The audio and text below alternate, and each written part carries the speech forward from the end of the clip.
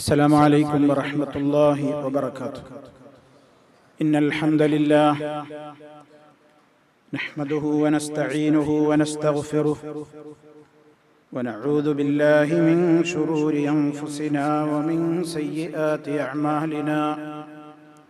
من يهده الله فلا مضل له ومن يضلل فلا هادي له. وأشهد أن لا إله إلا الله وحده لا شريك له. وأشهد أن محمدًا عبده ورسوله. اللهم صل على محمد وعلى آل محمد كما صليت على إبراهيم وعلى آل إبراهيم إنك حميد مجيد. اللهم بارك على محمد وعلى آل محمد كما باركت على إبراهيم وعلى آل إبراهيم إنك حميد مجيد. أما بعد فإن خير الكلام كلام الله وخير الهدي هدي محمد صلى الله عليه وسلم وشر الأمور محدثاتها وكل محدثة بدعة وكل بدعة ضلالة. يا أيها الذين آمنوا اتقوا الله حق تقاته ولا تموتن إلا وأنتم مسلمون. ഹിജറക്ക് ശേഷമുള്ള കാര്യങ്ങളെ സംബന്ധിച്ചാണ് നമ്മൾ പറഞ്ഞു കൊണ്ടിരിക്കുന്നത്. നബി സല്ലല്ലാഹു അലൈഹി വസല്ലം മദീനയിൽ എത്തിയതിൻ്റെ ശേഷം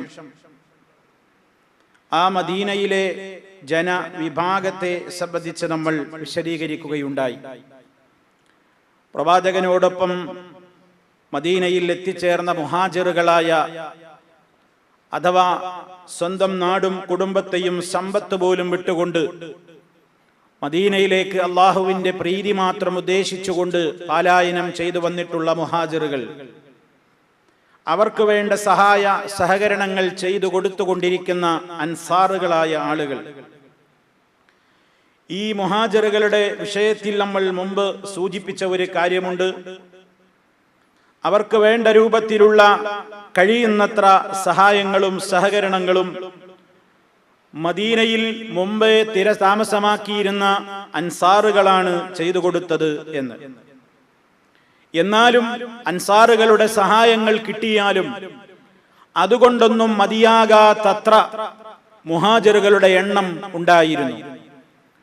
മക്കയിൽ നിന്ന് എല്ലാം വിട്ടുകൊണ്ട് മദീനയിലെത്തിയ ആ മുഹാജിറുകളായ ആളുകൾക്ക് അവിടെയുണ്ടായിരുന്ന അൻസാറുകൾ അവരെ കൊണ്ട് കഴിയുന്നത്ര സഹായങ്ങളും സഹകരണങ്ങളും സൗകര്യങ്ങളുമൊക്കെ ചെയ്തു കൊടുത്തു. എങ്കിലും അതുകൊണ്ടൊന്നും മതിയാകാത്തത്ര മുഹാജിറുകളുടെ എണ്ണം അധികരിച്ചു കൊണ്ടിരുന്നു എന്നതാണ് ചരിത്രം നമുക്ക് പഠിപ്പിച്ചു തരുന്ന യാഥാർത്ഥ്യം. മുഹാജിറുകളുടെ എണ്ണം കൂടിക്കൊണ്ടേയിരുന്നു. പലരും പിന്നെയും ഒറ്റയായുമൊക്കെ മുഹാജിറുകളായിക്കൊണ്ട് മദീനയിൽ വന്ന് ചേരുകയുണ്ടായി. അതുപോലെ തന്നെ ഇസ്ലാമിനെ കുറിച്ച് അറിയാനും പഠിക്കാനുമൊക്കെ സ്വരാജ്യങ്ങൾ വിട്ടുകൊണ്ട് പലരും മദീനയിൽ നിവേദക സംഘങ്ങളായും ദൗത്യ സംഘങ്ങളുമായുമൊക്കെ എത്തിക്കൊണ്ടിരുന്നു.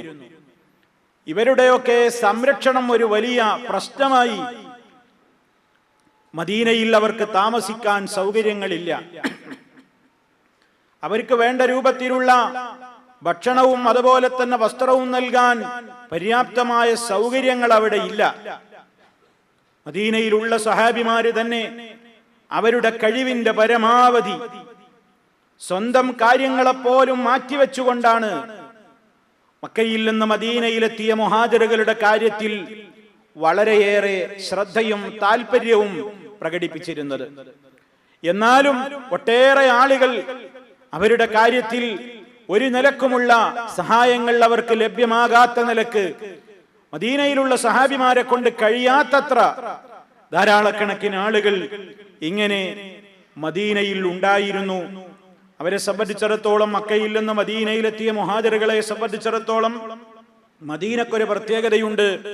അതൊരു കാർഷികമായ രാജ്യമാണ്. അവിടെ കൃഷി ചെയ്യാൻ അറിയുന്നവർക്കാണ് പിടിച്ചു നിൽക്കാൻ സാധിക്കുക. കൃഷി ചെയ്തുകൊണ്ടാണ് മദീനക്കാരുടെ ജീവിതം. മക്കയിൽ നിന്ന് മദീനയിലെത്തിയ മക്കക്കാരായ മുഹാജിറുകളെ സംബന്ധിച്ചിടത്തോളം അവർക്ക് കൃഷി വശമില്ല. അവർക്കാകെ അറിയുന്നത് മക്കയിൽ ബിസിനസ്സാണ്, വ്യാപാരമാണ്. ആ നിലക്കുള്ള ഒരു ഭൂപ്രകൃതിയും പ്രദേശവുമല്ല മദീന എന്ന് പറയുന്നത്. അതുകൊണ്ട് തന്നെ ഒരുപാട് ആളുകൾ മദീനയിലെത്തിയതിന്റെ ശേഷം നമ്മൾ മുമ്പ് സൂചിപ്പിച്ചതുപോലെ കഷ്ടപ്പെട്ട് ജീവിക്കേണ്ടി വന്നു.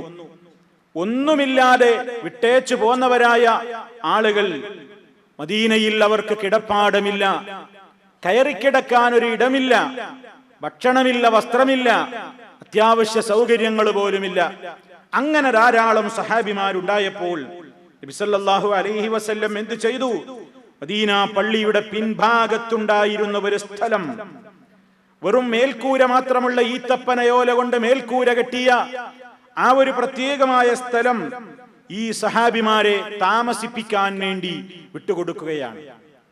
ഇന്നും ആ സ്ഥലം പ്രത്യേകമായി അടയാളപ്പെടുത്തിയതായി, അഥവാ മദീന മസ്ജിദിൽ പോയാൽ അഹ്ലുസ്സുഫയുടെ ആളുകൾ താമസിച്ചിരുന്ന ഒരു തിണ്ണയുടെ പ്രദേശം, ഏതാനും സ്ഥലം പ്രത്യേകം അടയാളപ്പെടുത്തിയതായി നമുക്ക് കാണുവാൻ സാധിക്കും. ഈ പാവങ്ങളായ മുഹാജിറുകളായ പരമദരിദ്രരായ ഈ ആളുകൾക്ക് ഒരിടത്തും അൻസാറുകൾ കഴിയുന്ന സഹായങ്ങളൊക്കെ ചെയ്തു കൊടുത്തിട്ടും അവരെ കൊണ്ട് കഴിയാത്ത നിലക്ക് പിന്നെയും പുറത്തു നിൽക്കുകയാണ് കുറെ ആളുകൾ. ഇവരെ നബി സല്ലല്ലാഹു അലൈഹി വസല്ലം മദീന മസ്ജിദിൽ താമസിപ്പിക്കുകയാണ്. ചുറ്റുഭാഗത്തും മതിലുകളോ ചുമരുകളോ ഒന്നുമില്ലാതെ മേൽക്കൂര മാത്രം ഈത്തപ്പനയോല കൊണ്ട് മേഞ്ഞിട്ടുള്ള ആ പ്രത്യേകമായ സ്ഥലത്ത് ധാരാളക്കണക്കിന് സഹാബിമാർ തിങ്ങി കഴിച്ചു കൂട്ടുകയാണ്. അവരാണ് ചരിത്രത്തിൽ അഹ്ലുസ്സുഫ എന്നറിയപ്പെടുന്ന ഈ ഭാഗം. ആ തിണ്ണയിൽ, അതല്ലെങ്കിൽ ആ പ്രദേശത്ത്, പ്രത്യേകമായ ആ സ്ഥലത്ത് സൗകര്യങ്ങൾ തീരെയില്ലാതെ മദീന പള്ളിയിൽ ഒരു ഭാഗത്ത് കഴിച്ചുകൂട്ടിയ പാവങ്ങളായ സഹാബിമാർ. ആ സഹാബിമാരിൽ പ്രമുഖന്മാർ ഒരുപാട് ആളുകളുണ്ട്. അബൂ ഹുറൈറ റളിയല്ലാഹു അൻഹു അവരിൽ പ്രമുഖനാണ്. അദ്ദേഹം മദീന പള്ളിയിൽ തന്നെയാണ് കഴിച്ചുകൂട്ടിയിരുന്നത്. ഏതാനും കാരക്കയും അതുപോലെ തന്നെ പച്ചവെള്ളവും മാത്രം കുടിച്ചുകൊണ്ടായിരുന്നു അവരുടെ ജീവിതം എന്ന് ചരിത്രം നമുക്ക് അറിയിച്ചു തരുന്നുണ്ട്. അബൂ ഹുറൈറ റളിയല്ലാഹു അൻഹു ആ കൂട്ടത്തിൽപ്പെടും. അബൂദറുൽ ഗഫാരി റളിയല്ലാഹു തആല അൻഹു ആ കൂട്ടത്തിൽപ്പെടും. സൽമാനുൽ ഫാരിസി റളിയല്ലാഹു അൻഹു ആ കൂട്ടത്തിലുണ്ട്. ഹൻദല റളിയല്ലാഹു അൻഹു ആ കൂട്ടത്തിലുണ്ട്. ഹുദൈഫത്ത് ബിനുൽ യമാൻ റളിയല്ലാഹു അൻഹു ഉണ്ട്. ഖബ്ബാബ് ബിനുൽ അർത്ത് റളിയല്ലാഹു അൻഹു ഉണ്ട്. അബ്ദുല്ലാഹി ഇബ്നു മസ്ഊദ് റളിയല്ലാഹു അൻഹു ഉണ്ട്. സുഹൈബ് റൂമി റളിയല്ലാഹു അൻഹു ഉണ്ട്.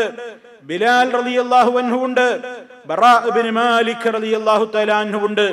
ഇതൊക്കെ അവരിൽ പ്രമുഖരായ ആളുകളാണ്. നൂറുകണക്കിന് ആളുകൾ ഇങ്ങനെ ഈ ചുരുങ്ങിയ സ്ഥലത്ത് അവര് മദീന പള്ളിയിൽ കഴിച്ചുകൂട്ടുകയാണ്. അങ്ങനെ അവര് കഴിച്ചുകൂട്ടുന്നതിനിടയിൽ ആ സമയങ്ങളിലൊക്കെ അവർ അള്ളാഹുവിന്റെ റസൂൽ സല്ലല്ലാഹു അലൈഹി വസല്ലമിന്റെ കൂടെ തന്നെ കഴിച്ചുകൂട്ടുകയാണ്. മറ്റു ജോലികൾ അവർക്കില്ല, മറ്റു ജോലികൾ അവർക്ക് ചെയ്യാനുള്ള കഴിവില്ല, സാമ്പത്തികമായി ഒരു ശേഷിയുമില്ല, കച്ചവടത്തിനിറങ്ങാൻ വേണ്ട കൈമുതലുകളില്ല, അതൊന്നും വശമില്ല. അങ്ങനെ അവിടെ തന്നെ നബി സല്ലല്ലാഹു അലൈഹി വസല്ലമിന്റെ പള്ളിയിൽ കിട്ടുന്ന ഭക്ഷണവും കഴിച്ചുകൊണ്ട്, പലപ്പോഴും ഒരു ദിവസവും ഒന്നും കിട്ടാതെ വളരെയേറെ പ്രയാസം സഹിച്ചുകൊണ്ട് ആ സഹാബിമാരവിടെ കഴിച്ചുകൂട്ടിയിട്ടുണ്ട്. നമ്മൾ ഈ ചരിത്രം പഠിക്കുമ്പോൾ അറിയണം, ഇസ്ലാം ഇന്ന് വളരെയേറെ പ്രയാസരഹിതമായ നിലക്ക് അനുഷ്ഠിക്കുവാൻ നമുക്കൊക്കെ സൗകര്യപ്പെടുമാറ് നമ്മുടെയൊക്കെ കരങ്ങളിലേക്ക് ഇസ്ലാം വന്നു ചേർന്നതിന്റെ പിന്നിൽ മഹാന്മാരായ ഒരുപാട് സഹാബിമാരുടെ വിശപ്പിന്റെ കഥകളുണ്ട്, ത്യാഗത്തിന്റെ കഥകളുണ്ട്, പ്രയാസങ്ങളുടെ കഥകളുണ്ട് എന്ന് നമ്മൾ ഓരോരുത്തരും അറിയണം. എന്തിനു വേണ്ടി? പ്രയാസങ്ങളില്ലാതെ, ബുദ്ധിമുട്ടുകളില്ലാതെ, സുഭിക്ഷം ആഹരിച്ചുകൊണ്ട്, ഇഷ്ടം പോലെ വസ്ത്രം ധരിച്ചുകൊണ്ട്, ഉദ്ദേശിക്കുന്ന താമസ സ്ഥലങ്ങളിൽ സൗകര്യത്തോടെ താമസിച്ചുകൊണ്ടും അള്ളാഹുവിന്റെ നിയമങ്ങളെയും കൽപ്പനകളെയും കാറ്റിൽ പറത്തുന്ന, അള്ളാഹുവിന്റെ വിധിവിലക്കുകളെ തീരെ പരിഗണിക്കാത്ത ഒരു ജീവിതമാണിന്ന് നമ്മുടേതെങ്കിൽ, ദുന്യാവിന്റെ ഒരു സൗകര്യങ്ങളും ഇല്ലാത്തവരായ മഹാന്മാർ ആ ഘട്ടത്തിൽ പോലും അള്ളാഹുവിന്റെ ദീനിൽ നിന്ന് കടുകിട വ്യതിചലിക്കാതെ ജീവിച്ചു പോന്നിട്ടുണ്ട് എന്ന യാഥാർത്ഥ്യം നമ്മൾ അറിയാൻ വേണ്ടിയാണ് പ്രിയമുള്ളവരെ നമ്മൾ ഈ ചരിത്രങ്ങളൊക്കെ പഠിക്കുന്നത്, മനസ്സിലാക്കുന്നത്. അബൂ ഹുറൈറ റളിയല്ലാഹു അൻഹു ചരിത്രത്തിൽ മഹാനവറുകൾ അറിയപ്പെടുന്നത് ധാരാളക്കണക്കിന് ഹദീസുകൾ റിപ്പോർട്ട് ചെയ്ത മഹാനായിട്ടാണ്. ഇസ്ലാമിലേക്ക് വളരെ പിന്തിക്കടന്നു വന്ന ഒരു മനുഷ്യനാണ് അബൂ ഹുറൈറ റളിയല്ലാഹു അൻഹു. എന്നിട്ട് പോലും മഹാനവറുകൾ ഒരുപാട് ഹദീസുകൾ അദ്ദേഹം ഉദ്ധരിച്ചിട്ടുണ്ട്. എന്താണ് കാരണം? സല്ലല്ലാഹു അലൈഹി വസല്ലമിന്റെ കൂടെ തന്നെ അദ്ദേഹം കഴിയും. അദ്ദേഹത്തിന് മറ്റു ജോലികൾ വശമില്ല. വളരെ പാവപ്പെട്ട മനുഷ്യനാണ്. ആ നിലക്ക് മദീനയിൽ നബി സല്ലല്ലാഹു അലൈഹി വസല്ലമിന്റെ സന്തത സഹചാരിയായി തന്നെ ധാരാളക്കണക്കിന് സമയം കഴിച്ചു കൂട്ടുമ്പോൾ പലരും അവരുടെ ജോലികളിൽ വ്യാപൃതരാകുന്നത് കൊണ്ട് അവർക്കൊന്നും കിട്ടാത്ത ഹദീസുകളും അവർക്കൊന്നും കിട്ടാത്ത ഇൽമുകളും അബൂ ഹുറൈറ റളിയല്ലാഹു അൻഹു ഈ താമസ കാലത്തിനിടക്ക് പ്രയാസങ്ങൾ സഹിച്ചുകൊണ്ടും വിശന്ന് സഹിച്ചുകൊണ്ടും വളരെ ബുദ്ധിമുട്ട് അനുഭവിച്ചുകൊണ്ടും മഹാനവറുകൾ ഈ ലോകത്തെ പഠിപ്പിച്ചിട്ടുണ്ട്. അദ്ദേഹം തന്നെ അത് പറയുന്നുണ്ട്. ആളുകളൊക്കെ പറയുന്നുണ്ട്, അക്സറ അബൂ ഹുറൈറ അൻ റസൂലില്ലാഹി സ്വല്ലല്ലാഹു അലൈഹി വസല്ലം, അല്ലാഹുവിന്റെ റസൂലിൽ നിന്ന് അബൂ ഹുറൈറ ഒരുപാട് ഉദ്ധരിച്ചല്ലോ. എങ്ങനെ അബൂ ഹുറൈറക്ക് അല്ലാഹുവിന്റെ റസൂലിൽ നിന്ന് ഇത്രത്തോളം ഇൽമുകൾ ഹദീസുകൾ കിട്ടി എന്ന് ആളുകൾ എന്നെ സംബന്ധിച്ച് പറയുന്നു. അതിന് അദ്ദേഹം മറുപടി പറയുകയാണ്, അമാൻതും യാ മഅ്ശറൽ മുഹാജിരീൻ, മുഹാജിറുകളുടെ സമൂഹമേ, നിങ്ങളൊക്കെ പലപ്പോഴും പല കച്ചവടങ്ങളിലും വ്യാപൃതരായി. അമാൻതും യാ മഅ്ശറൽ അൻസാർ, അൻസാറുകളെ, നിങ്ങളൊക്കെ കൃഷിയിലും അതുപോലെ തന്നെ കാർഷികമായ മറ്റു പ്രവർത്തനങ്ങളിലും വയലേലകളിലും നിങ്ങൾ ജോലിയിലായി. അമ്മാ അന, എന്നാൽ ഞാനാവട്ടെ, ഫഖദ് ലാസംതു റസൂലല്ലാഹി സ്വല്ലല്ലാഹു അലൈഹി വസല്ലം, ഞാൻ അല്ലാഹുവിന്റെ റസൂലിന്റെ കൂടെ തന്നെ കഴിഞ്ഞു. പലപ്പോഴും പ്രവാചകന്റെ കൂടെ ഞാൻ കഴിയുമ്പോ എന്റെ വിശപ്പടക്കൽ കൂടി എനിക്ക് ലക്ഷ്യമുണ്ടായിരുന്നു. പാവപ്പെട്ടവനായ അബൂ ഹുറൈറ റളിയല്ലാഹു തആല അൻഹു പറയാണ്, അങ്ങനെ വിശന്നുകൊണ്ട് എന്റെ ഭക്ഷണവും കഴിയോലോ റസൂലുള്ളാഹിന്റെ കൂടെ കൂടിയാൽ എന്ന നിലക്ക് ഞാൻ അവിടെ കഴിഞ്ഞ കാലത്ത് ഫകുൻതു അതഅല്ലമു മിനൽ ഇൽമി, ഞാൻ ധാരാളം അറിവുകൾ സല്ലല്ലാഹു അലൈഹി വസല്ലമിൽ നിന്ന് പഠിച്ചെടുക്കാറുണ്ടായിരുന്നു.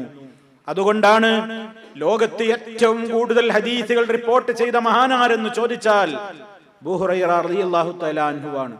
അദ്ദേഹത്തിന് ഒരുപാട് ധാരാളക്കണക്കിന് വിജ്ഞാനങ്ങൾ ഈ ഒരു പ്രത്യേകമായ അദ്ദേഹത്തിന്റെ ഈ പ്രത്യേകമായ അവസ്ഥ കാരണത്താൽ മദീന മസ്ജിദ് വിട്ടു പോകാതെ അവിടെ തന്നെ കഴിച്ചുകൂട്ടിയത് അദ്ദേഹത്തിൽ നിന്ന് മുസ്ലിം ലോകത്തിന് ഒരുപാട് ഇൽമിന്റെ ഹദീസുകൾ കിട്ടാൻ കാരണമായി തീർന്നു എന്ന് നമ്മൾ മനസ്സിലാക്കിയിരിക്കേണ്ടതുണ്ട്. ഇവിടെ മഹാനായ അബൂ ഹുറൈറ റളിയല്ലാഹു അൻഹുവിനെ പോലെയുള്ള ധാരാളക്കണക്കിന് സഹാബിമാർ ഇങ്ങനെ പള്ളിയിൽ തന്നെ സ്ഥിരതാമസമാക്കി കഴിച്ചുകൂട്ടി. അവര് കിട്ടുന്ന സമയമൊക്കെ മദീന മസ്ജിദിൽ വെച്ച് ഇബാദത്തുകളിൽ മുഴുകും. പ്രത്യേകമായി നബിയിൽ നിന്ന് കേൾക്കുന്നതൊക്കെ അവര് മനഃപ്പാഠമാക്കും. അവര് സമൂഹത്തോട് പറഞ്ഞു കൊടുക്കും. അവരുടെ കൂടെ ഇല്ലാത്തവർക്ക് അവരൊക്കെ ജമാഅത്തിന് പള്ളിയിലെത്തിയാൽ, ഇതാ ഇന്ന് ഞാൻ പ്രവാചകനിൽ നിന്ന് ഇന്ന ഹദീസ് കേട്ടിരിക്കുന്നു എന്ന് പറഞ്ഞുകൊണ്ട് ഉദ്ധരിക്കും. അതൊക്കെ സഹാബിമാരെ അവർ പഠിപ്പിച്ചു കൊടുക്കും. അത് മാത്രമായിരുന്നില്ല, കഴിവുള്ള ആളുകളൊക്കെ യുദ്ധത്തിന് പോലും, ഈ വിശപ്പ് സഹിച്ചുകൊണ്ട് പോലും യുദ്ധത്തിന് പോലും അവർ പങ്കെടുത്തിരുന്നു എന്നാണ്. സഫ്വാൻ റളിയല്ലാഹു അൻഹു ഇതുപോലെ അഹ്ലുസ്സുഫയുടെ കൂട്ടത്തിൽ എണ്ണപ്പെടുന്ന മഹാനായ ഒരു സഹാബിയാണ്.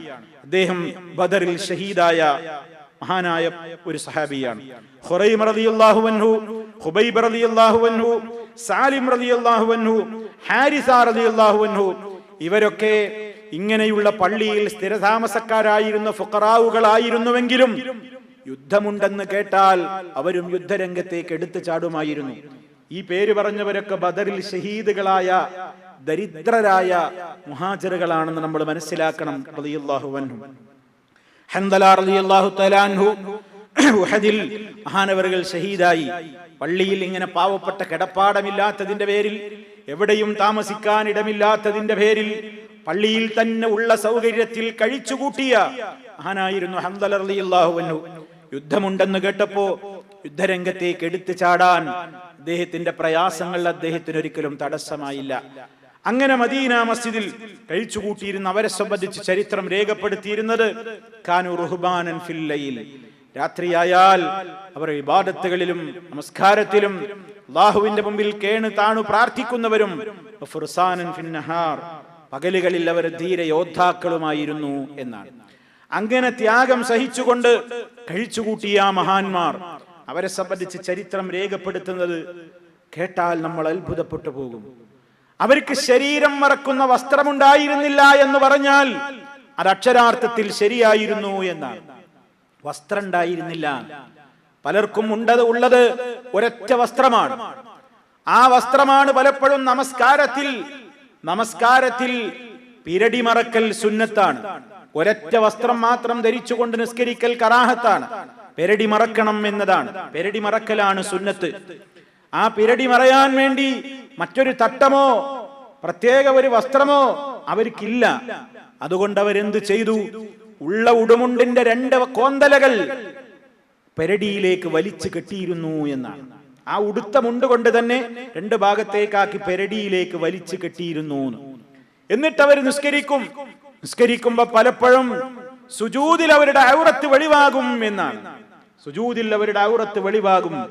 പിന്നിൽ നിസ്കരിക്കുന്ന സഹോദരിമാരോട് നബി സല്ലല്ലാഹു അലൈഹി വസല്ലം അക്കാലത്ത് പറയേണ്ടി വന്നു, നിങ്ങൾ സുജൂദിൽ നിന്ന് തലയുയർത്തുന്നത് കുറച്ചുകൂടി താമസിച്ചിട്ട് വേണം.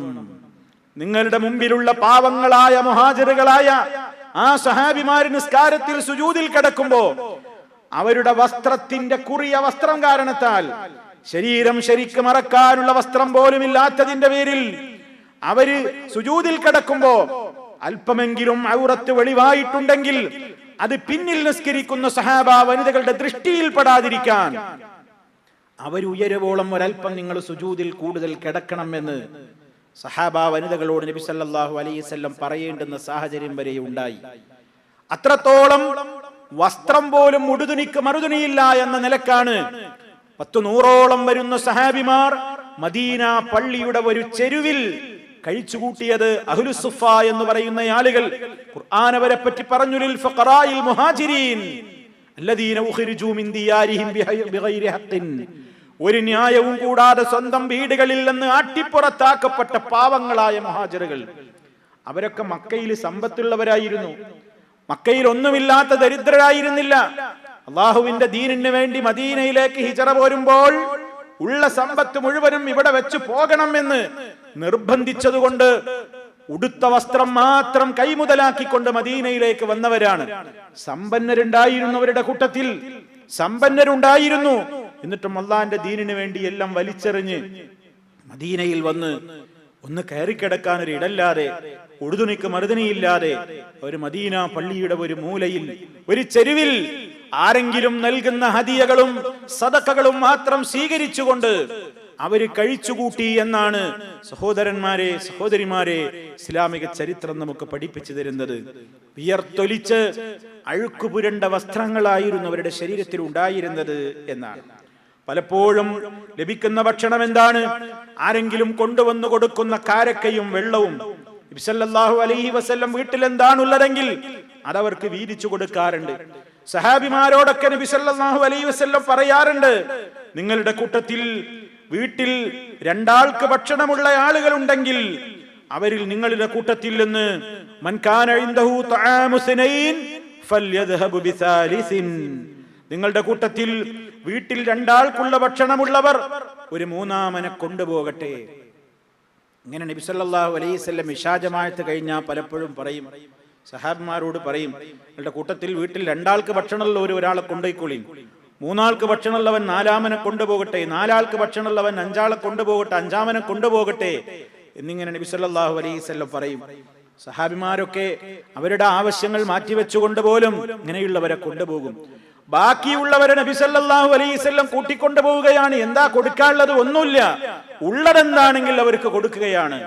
അവരുടെ കൂടെ നബി സല്ലല്ലാഹു അലൈഹി വസല്ലമും പലപ്പോഴും പട്ടിണി കിടക്കുന്ന അവസ്ഥ സഹാബിമാര് പറയുന്നുണ്ട്.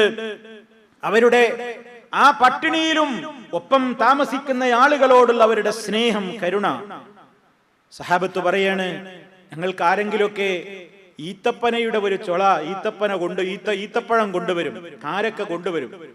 അങ്ങനെ കാരക്ക കൊണ്ടുവന്നിട്ട് ഞങ്ങൾ ഇങ്ങനെ കൂട്ടമായിരുന്ന് തിന്നുമ്പോ ചിലപ്പോ ഞങ്ങളുടെ കൂട്ടത്തിൽ ആരെങ്കിലും ഒരു കാരക്ക എടുത്ത് തിന്നേണ്ടതിന് പകരം 2 കാരക്ക ഒരുമിച്ചെടുത്ത് തിന്നാൽ ആ സഹാബി മറ്റുള്ളവരോടൊക്കെ പറയും, ഞാൻ 2 എടുത്തിട്ടുണ്ട്, നിങ്ങളൊക്കെ 2 എടുക്കണം എന്ന്. ഞാൻ 2 എടുത്ത് കഴിച്ചിരിക്കുന്നു, 1 എടുക്കാൻ പറ്റൂ, ഞാൻ 2 എടുത്ത് കഴിച്ചിരിക്കുന്നു, നിങ്ങളൊക്കെ ഈ 2 എടുക്കണം. കാണാതെ 2 എടുത്ത് കഴിക്കല്ല, 2 എടുത്ത് കഴിച്ചെങ്കിൽ ആ സഹാബി മറ്റുള്ളവരോടൊക്കെ പറയും, ഞാൻ 2 കഴിച്ചിട്ടുണ്ട്, നിങ്ങളൊക്കെ ഈ 2 എടുക്കണം. അത്രയും അവരുടെ ഇടയിലുള്ള സമത്വമായ ചിന്താഗതി, കാരുണ്യ മനസ്ഥിതി, നീതി, സ്നേഹം, കാരുണ്യം അവരുടെ മനസ്സുകളിൽ ഉണ്ടായിരുന്നു എന്നാണ്. നബി സല്ലല്ലാഹു അലൈഹി വസല്ലമിന്റെ ആ പ്രത്യേകമായ സംരക്ഷണയിൽ കഴിഞ്ഞിരുന്ന പാവങ്ങളായ ആളുകളെ സംബന്ധിച്ചിടത്തോളം അബൂ ഹുറൈറ റളിയല്ലാഹു തആല അൻഹു അദ്ദേഹം ഒരു പ്രധാനപ്പെട്ട ഒരു ദിവസം ഒരു രംഗം അദ്ദേഹം വിവരിക്കുന്നുണ്ട്. അബൂ ഹുറൈറ റളിയല്ലാഹു തആല അൻഹുവിന്റെ ഈ വിവരണത്തിൽ നിന്ന് എന്തായിരുന്നു അഹ്ലുസ്സുഫയുടെ ജീവിതം എന്ന് നമുക്ക് വായിച്ചെടുക്കുവാൻ സാധിക്കും.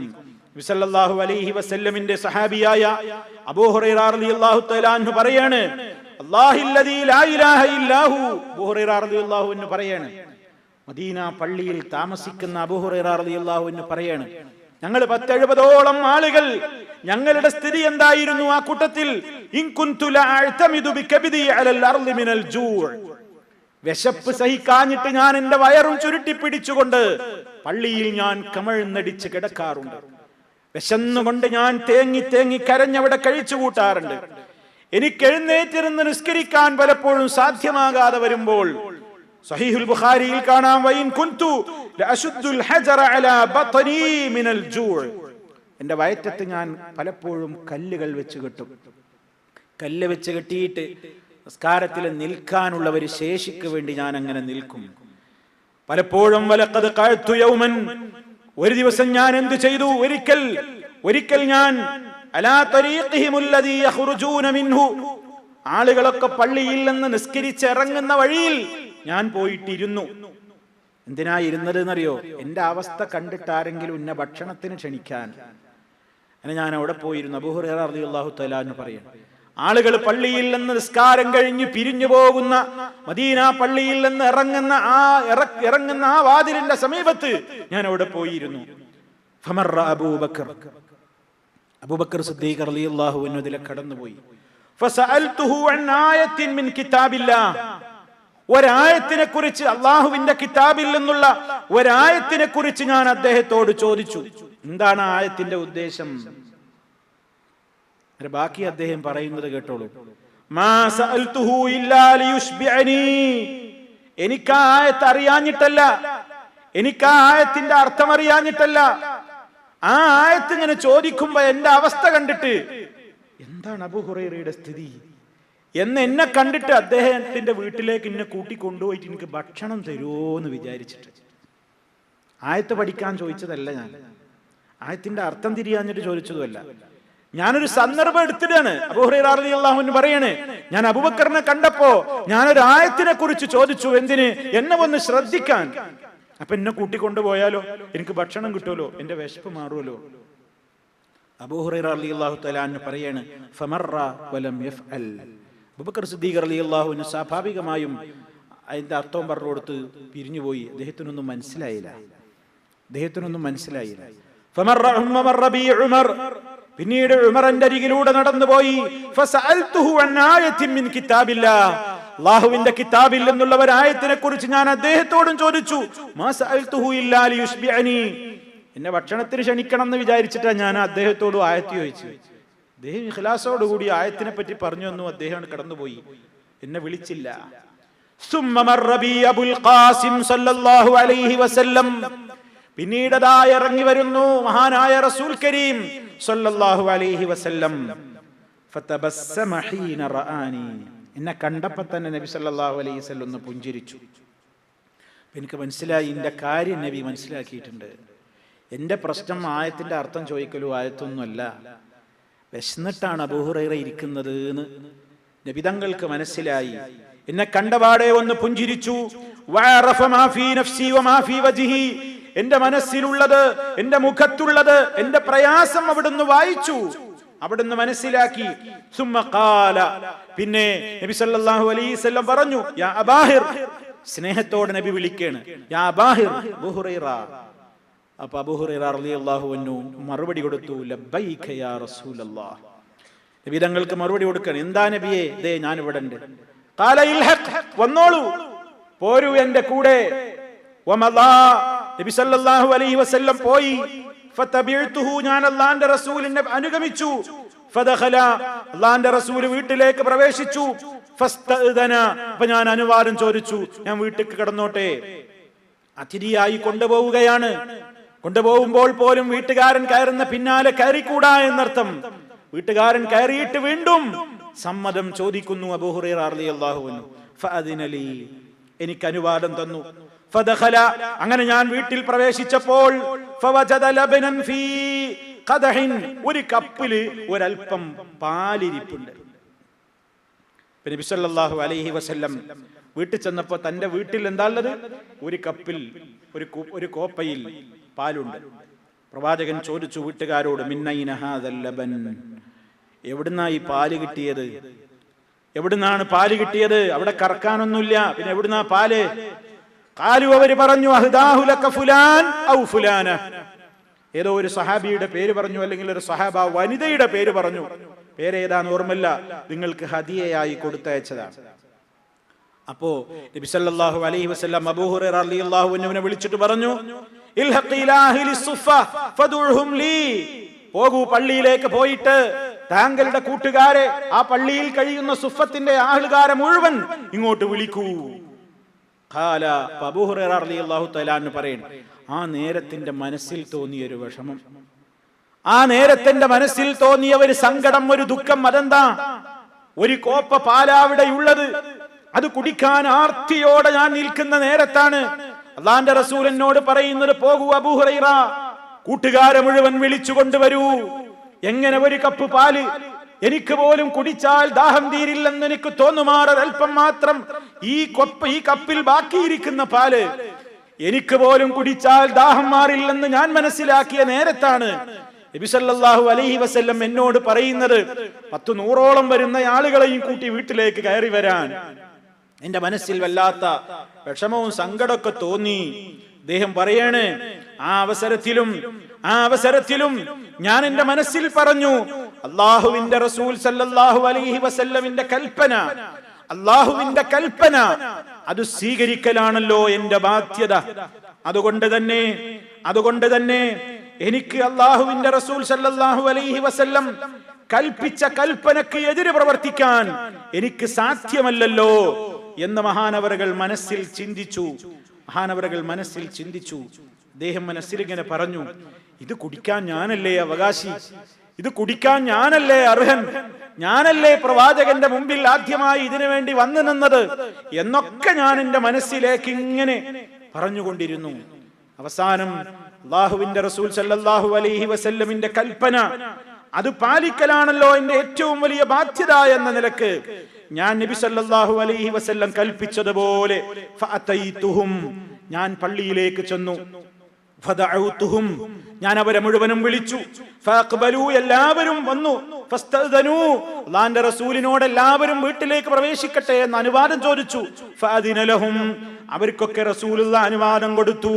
വഅഖദൂ മജാലിസഹും മിനൽ ബൈതി, വീട്ടിലതാ ഉള്ള സൗകര്യത്തിന് എല്ലാ ആളുകളും അതാ അകത്തും പുറത്തുമായി നിറഞ്ഞിരുന്നു കഴിഞ്ഞു.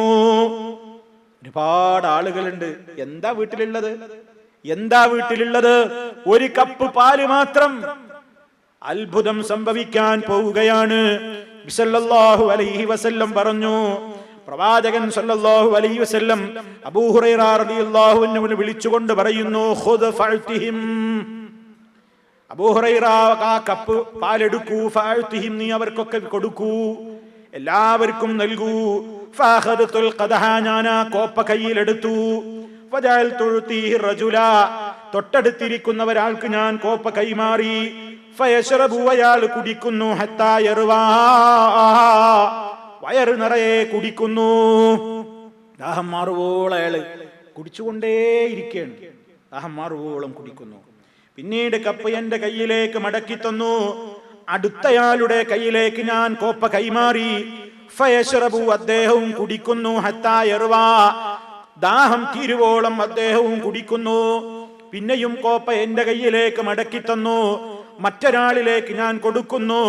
അങ്ങനെ അവിടെ കൂടിയ ആളുകളുടെ കൈകളിലേക്ക് മുഴുവനും ഞാൻ ആ ഒരു കോപ്പ പാലിങ്ങനെ കൊടുത്തു.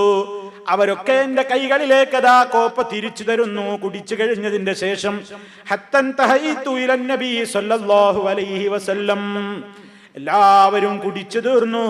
ഇനി കുടിക്കാൻ ആരാണ് ബാക്കി? വീട്ടുകാരനായ നബി തങ്ങളും ഞാനുമാണുള്ളത്. അബൂ ഹുറൈറ റളിയല്ലാഹു അൻഹു പറയാണ്, എല്ലാവരും കുടിച്ചു ദാഹം തീർത്തു.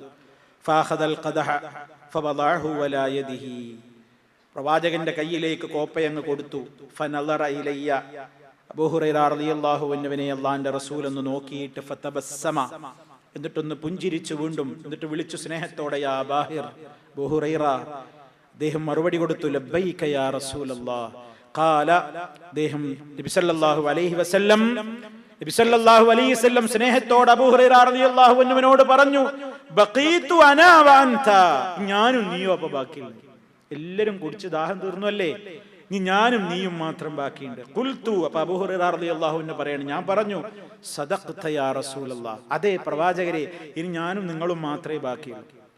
അപ്പൊ നബി സല്ലല്ലാഹു അലൈഹി വസല്ലം അബൂ ഹുറൈറ റളിയല്ലാഹു അൻഹുവിനോട് പറയുന്നു, ഖുഉദ്, ഇരിക്കൂ അബൂ ഹുറൈറ, ഫശ്റബ്, കുടിക്കൂ.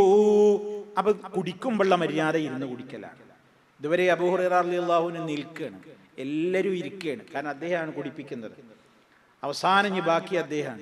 നബി സല്ലല്ലാഹു അലൈഹി വസല്ലമിന്റെ കയ്യിലേക്ക് കൊടുത്തു പറഞ്ഞു, ഞാനും നീയല്ല ബാക്കിയുള്ളത്, എന്നാ ഇരിക്ക അബൂ ഹുറൈറ, നീ കുടിക്ക്. ഇശ്റബ് ഫശ്റബ്, അബൂ ഹുറൈറ റളിയല്ലാഹു അൻഹുവിനോട് അല്ലാഹുവിന്റെ റസൂൽ പറഞ്ഞു, കുടിക്കൂ. ഫഖഅത്തു ഫശരിബ്തു, ഞാൻ ഇരുന്നു കുടിച്ച് കപ്പ് എടുക്കുമ്പോൾ അല്ലാഹുവിന്റെ റസൂൽ പറയും, ഇശ്റബ്, കുടിച്ചോ, ഇനിയും കുടിച്ചോ. ഫശരിബ്തു, ഞാൻ വീണ്ടും കുടിച്ചു. കപ്പ് കൊണ്ട് മാറ്റുമ്പോഴേക്ക് ഫമാ സാല യഖൂൽ, അല്ലാഹുവിന്റെ റസൂൽ പറഞ്ഞുകൊണ്ടേയിരിക്കുകയാണ്, ഇശ്റബ് യാ അബൂ ഹുറൈറ, ഇശ്റബ് യാ ബാഹിർ, കുടിച്ചോ, നന്നായി കുടിക്കൂ, ധാരാളമായി കുടിക്കൂ. ഹത്താ ഖുൽതു, അവസാനം ഞാൻ പറഞ്ഞു, ലാ വല്ലദീ ബഅസക ബിൽ ഹഖി മാ അജിദു ലഹു മസ്ലകാ, അങ്ങേ സത്യം കൊണ്ട് അയച്ച റബ്ബ് തന്നെയാണ് സത്യം, ഇനി വയറ്റിലേക്ക് ഒരു തുള്ളിക്ക് ഇടമില്ല നബിയേ. നിന്നോട് പറയല്ല, അത്രയും വളരെ കൃത്യമായി വയറ് നിറയെ ദിവസങ്ങളോളമായി ഭക്ഷണം കാണാത്ത അബൂ ഹുറൈറ റളിയല്ലാഹു അൻഹു വലിച്ചു കുടിച്ചു. എന്നിട്ട് അല്ലാഹുവിന്റെ റസൂല് ഇത് കേട്ടപ്പോ പറഞ്ഞു, ഫാരിനി, നീ ആ കപ്പൊന്ന് നോക്കട്ടെ എന്ന് പറഞ്ഞു. ഞാനാ കുടിക്കാൻ, അല്ലാഹുവിന്റെ റസൂല് കുടിക്കാൻ ബാക്കിയില്ല. ആ കപ്പ് ഇങ്ങോട്ട് തരൂ, ഞാനൊന്ന് നോക്കട്ടെ. ഫഅതൈതുൽ ഖദഹ, കോപ്പ ഞാൻ നബി തങ്ങൾക്ക് കൈമാറി. അല്ലാഹുവിനെ സ്തുതിച്ചുകൊണ്ട് ബിസ്മി ചൊല്ലിക്കൊണ്ട്, വശരിബൽ ഫളല, ഞങ്ങളൊക്കെ കുടിച്ചതിന്റെ ബാക്കി നബി സല്ലല്ലാഹു അലൈഹി വസല്ലം കുടിക്കുന്നു. സഹീഹുൽ ബുഖാരിയിൽ വന്ന ഒരു മുഅ്ജിസത്താണിത്. സല്ലല്ലാഹു അലൈഹി വസല്ലമിന്റെ ജീവിതകാലത്തിനിടക്ക് ഇതുപോലെ ഒട്ടേറെ അനുഭവങ്ങൾ ഉണ്ടായതായി നമ്മൾ വിശദീകരിച്ചിട്ടുണ്ട്. ഒരു കപ്പ് പാല് കൊണ്ടാണ് ധാരാളക്കണക്കിന് സ്വഹാബിമാര് കുടിച്ച് ദാഹം തീർക്കുന്നത്.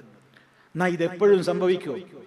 ഇതെപ്പോഴും ഇങ്ങനെ അള്ളാന്റെ റസൂലിന് പാലുണ്ടാക്കുന്ന മുഅ്ജിസത്തുണ്ടോ? ഭക്ഷണം ഉണ്ടാക്കുന്ന മുഅ്ജിസത്തുണ്ടോ? എങ്കിൽ പിന്നെ അള്ളാന്റെ റസൂല് തന്നെയും വയറ്റത്ത് കല്ല് വെച്ച് കെട്ടിയത് എന്തിനാ? അബൂ ഹുറൈറ റളിയല്ലാഹു അൻഹു കല്ല് വയറ്റത്ത് കെട്ടിവെച്ചത് എന്തിനാ? സഹാബിമാർ അഹ്ലുസുഫയുടെ ആളുകൾ പട്ടിണി കിടന്നു എന്ന് പറയുന്നത് എന്തിനാ? ഇത് അള്ളാഹു ഉദ്ദേശിക്കുന്ന സമയത്ത്, അള്ളാഹു ഉദ്ദേശിക്കുന്ന സന്ദർഭത്തിൽ, അള്ളാഹു ഉദ്ദേശിക്കുന്നവരിലൂടെ നടപ്പിലാക്കുന്ന, മനുഷ്യർക്കാർക്കും ചെയ്യാൻ കഴിയാത്ത, ജിന്നുകൾക്ക് ചെയ്യാൻ കഴിയാത്ത അമാനുഷികമായ അത്ഭുതകരമായ കാര്യത്തിനാണ് മുഅ്ജിസത്ത് എന്ന് പറയുന്നത്. അതൊരാൾ വിചാരിക്കുമ്പോൾ നടക്കുന്നതല്ല, അള്ളാഹു ഉദ്ദേശിക്കുന്ന സമയത്ത് അവൻ ചെയ്യുന്ന കാര്യമാണ്. ഇതുപോലത്തെ വേറെയും അനുഭവം അബൂ ഹുറൈറ റളിയല്ലാഹു അൻഹുവിന്റെ ജീവിതത്തിലുണ്ട്. ഒരിക്കൽ അഹ്ലുസുഫയുടെ ആളുകൾക്ക് എവിടുന്നോ സരീദ് കൊണ്ടുവന്നിട്ടുണ്ട്. സരീദ് പത്തിരിയും ഇറച്ചിയും ഒക്കെ കൂട്ടിയിട്ടുള്ള ഒരു വിഭവമാണ്. ആ ഭക്ഷണം അവർ കഴിച്ചുകൊണ്ടിരിക്കുകയാണ്. അബൂ ഹുറൈറ റളിയല്ലാഹു അൻഹു ഇങ്ങനെ എത്തി നോക്കുന്നുണ്ട്, ഒന്ന് വിളിക്കാൻ, ആരെങ്കിലും ഒന്ന് വിളിച്ചെങ്കിൽ എന്ന് വിചാരിച്ച്. വളരെ കുറഞ്ഞ ആളുകൾക്കുള്ള ഭക്ഷണമേ ഉള്ളൂ, ഒരു തരി മാത്രമേ ഇതിൽ ബാക്കിയുള്ളൂ, ഒരല്പം മാത്രം അതിൽ ബാക്കിയുണ്ട്. ആ സമയത്താണ് അബൂ ഹുറൈറ റളിയല്ലാഹു അൻഹുവിന്റെ വരവ്. ആർത്തിയോടെ മഹാനവറുകൾ നോക്കുന്ന കാഴ്ച നബി സല്ലല്ലാഹു അലൈഹി വസല്ലം കാണുകയാണ്. പാത്രം കാലിയാകാനായിട്ടുണ്ട്. ഒരൽപ്പം മാത്രമാണ് ഭക്ഷണത്തിന്റെ അവശിഷ്ടമായി, ഒരു ഉരുളയോളം മാത്രമാണ് ബാക്കിയുള്ളത്. നബി സല്ലല്ലാഹു അലൈഹി വസല്ലം അത് കയ്യിലെടുത്തിട്ട് അബൂ ഹുറൈറയോട് പറഞ്ഞു, കഴിച്ചോ എന്ന് പറഞ്ഞു. ആ ഒരൊറ്റ ഉരുള അദ്ദേഹത്തിന്റെ വയറ് നിറഞ്ഞിട്ടും പിന്നെയും ബാക്കി എന്നാണ് ചരിത്രം രേഖപ്പെടുത്തുന്നത്. ഇതൊക്കെ സുഹൃത്തുക്കളെ എന്തിനാണ് നമ്മൾ മനസ്സിലാക്കുന്നത്? ഇസ്ലാമികമായ വളർച്ചക്ക്, ഉയർച്ചക്ക്, പ്രചരണത്തിന് വേണ്ടി ഒരുപാട് ആളുകൾ വിശപ്പ് സഹിച്ചിട്ടാണ്, ഒരുപാട് ബുദ്ധിമുട്ടുകൾ സഹിച്ചുകൊണ്ടാണ് ഇസ്ലാമിനെ ഈ ലോകത്തിന്റെ മുമ്പിലേക്ക് നമുക്ക് പകർന്നു തന്നിട്ടുള്ളത്. ഞാൻ നേരത്തെ സൂചിപ്പിച്ചതുപോലെ സൗകര്യങ്ങളുടെ പറുദീസയിൽ സ്വർഗ്ഗതുല്യമായ ജീവിതത്തിൽ കഴിച്ചുകൂട്ടുന്ന നമ്മൾ അള്ളാഹുവിന്റെ ദീനിന്റെ പ്രചരണത്തിന് വേണ്ടി എന്ത് ചെയ്തു എന്നാലോചിക്കണം.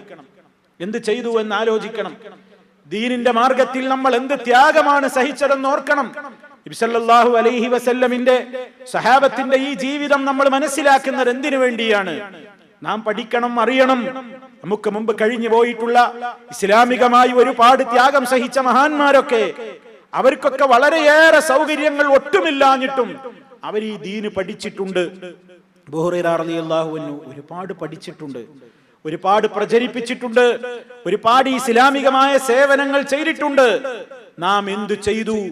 ദീനിനെ കുറിച്ച് പഠിക്കാൻ നമുക്ക് സമയമുണ്ടോ? സൗകര്യങ്ങളുടെ ലോകത്ത് ജീവിക്കുന്ന നമ്മൾ, ഒരു ക്ലാസ്സിന് വന്നിരിക്കാൻ പോലും നേരമില്ലാത്ത ആളുകൾ, അത് പഠിക്കാൻ താല്പര്യമില്ലാത്ത ആളുകൾ, പരിശുദ്ധ ഖുർആനിനെ സംബന്ധിച്ച് അറിയാത്ത ആളുകൾ, നമസ്കാരത്തിൽ ചൊല്ലേണ്ടുന്ന ദിക്ർ ദുആകൾ പോലും തെറ്റുകൂടാതെ പറയാൻ അറിയാത്തവർ, സൂറത്തുൽ ഫാത്തിഹ പോലും തെറ്റുകൂടാതെ പാരായണം ചെയ്യാൻ അറിയാത്തവർ, കുളിക്കൽ എങ്ങനെയാണെന്ന് പോലും അറിയാത്ത സഹോദരിമാർ, ഹൈള് കുളി എങ്ങനെ നിർവഹിക്കണം എന്ന് പോലും അറിയാത്ത സഹോദരിമാർ, ജനാബത്തിൽ നിന്ന് എങ്ങനെ ശുദ്ധി വരുത്തണം എന്ന് പോലും അറിയാത്ത ചെറുപ്പക്കാരികൾ, ഇസ്ലാമിന്റെ ബാലപാഠങ്ങൾ പോലും അറിയാത്ത വളർന്നു വരുന്ന ഒരുപാട് യുവാക്കൾ, യുവതികൾ, ഒരുപാട് തലമുറകൾ അങ്ങനെ വളർന്നു വരികയാണ്. ഇസ്ലാമിനെ കുറിച്ച് അവർക്കറിയില്ല. അള്ളാഹു നമ്മളോട് ചോദിക്കില്ലേ, അനുഗ്രഹങ്ങളെ സംബന്ധിച്ച്, സർവ അനുഗ്രഹങ്ങളെ സംബന്ധിച്ചും തീർച്ച നിങ്ങൾ ചോദിക്കപ്പെടുക തന്നെ ചെയ്യും. അതുകൊണ്ട് സുഹൃത്തുക്കളെ, മഹാനായ റസൂൽ കരീം സല്ലല്ലാഹു അലൈഹി വസല്ലമിന്റെ സഹാബിമാരും പ്രവാചകനുമൊക്കെ ഏറെ ത്യാഗം സഹിച്ചുകൊണ്ടാണ് നമുക്ക് ഈ വിജ്ഞാനം നമ്മുടെ കൈകളിലേക്ക് എത്തിച്ചിരുന്നിട്ടുള്ളത്. ആ വിജ്ഞാനവും ആ അറിവും ആ ഇസ്ലാമികമായ നിയമാവലികളും വിധിവിലക്കുകളുമൊക്കെ നമ്മുടെ ജീവിതത്തിൽ അല്ലാഹ് നമുക്ക് നൽകിയ സൗകര്യങ്ങൾ ഉപയോഗപ്പെടുത്തിയിട്ട് അത് നന്നായി പഠിക്കാനും മനസ്സിലാക്കാനും മറ്റുള്ളവരിലേക്ക് എത്തിച്ചു കൊടുക്കുവാനുമൊക്കെ നമ്മൾ സമയം കാണേണ്ടതുണ്ട്. അതിനൊരു വല്ലാത്ത താല്പര്യം നമുക്കുണ്ടാകേണ്ടതുണ്ട്.